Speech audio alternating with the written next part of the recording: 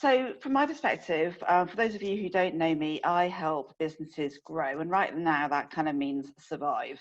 And I do that by helping businesses make the most of what they've got. And that often is data and systems and productivity and processes. And I help businesses increase revenue by sending out targeted communication to their segment of data, okay? And I help them reduce costs by having repeatable processes in place. So what does that actually mean now? Well, it means that you need to know who your ideal client is.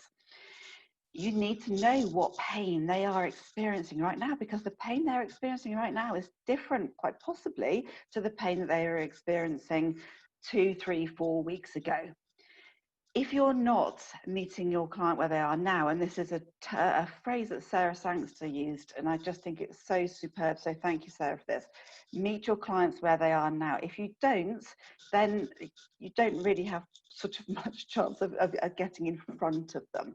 So the real point is that there are, for me, 3 different categories of businesses out there, and this is very broad, but there are the businesses who are now super busy. Pharmaceutical companies, HR, consultancies, you know, people like Nicki, there are businesses out there right now, IT, that there are businesses that are super busy. So the pain they are experiencing is still a very real pain. They are not able to deliver as what they want to be able to deliver. They have a pain, and you may be able to support them with what you offer with that pain. Then there's a second group of businesses. They are businesses that are floundering. They don't know just what to do next.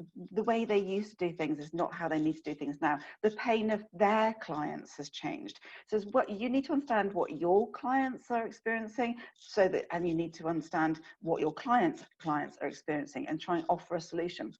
There is money out there. People are still spending money, but people are spending money on necessities. So if it's at all possible, you need to change what you deliver to becoming a necessity for them so that they will purchase from you. So the middle group of businesses that I'm referring to are people who are not quite sure where they're going, and they need some help with that to deliver, and maybe they need to rewrap what they deliver, and Amanda will be talking about this. Maybe they need to change the way that they deliver it, and Sarah will be talking about this. And then there's a third group of businesses that are really struggling. They're really up against it. They're probably predominantly customer facing, you know, those types of businesses. And those types of businesses might be able to take the skills that they used to deliver their services and reapply them in some way. So maybe you can help them. So it's about thinking about your ideal client's pain and understanding it so that you're meeting them, and what you're delivering is something that is a necessity for them.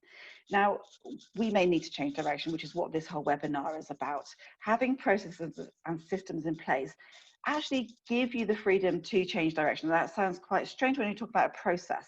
But the point is that the processes can be tweaked and adapted, okay? And the other reason for having good processes and systems in place right now is that if you are ill, or if your family is ill, then you need that business to carry on surviving and continue operating when you're taking some downtime.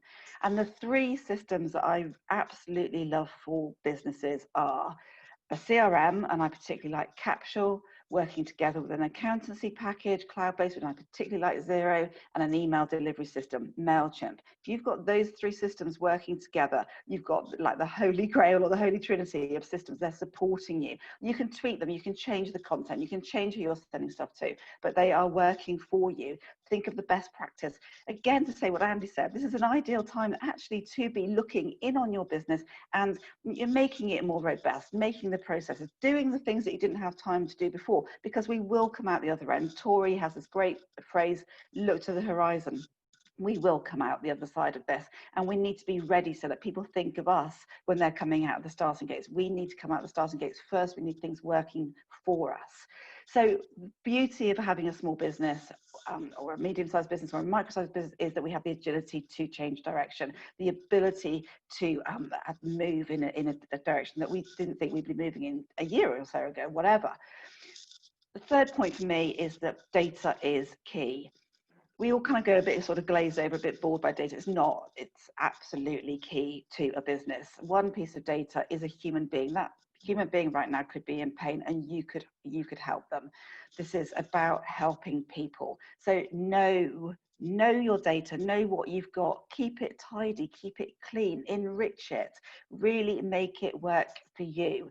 Get your head into it, use your time wisely, do the things that you didn't have time to do before. So they're my tips. I probably overrun, which is embarrassing when I'm running the thing. But anyway, we are all in this together. So make the most of what you've got. Take a step back, deep breath, think about how you want to move it forward, and know your ideal client and the pain that they're experiencing. And I have written an ebook to help people work out who their ideal client is and the pains, and I'll be sharing that as well. So that's me.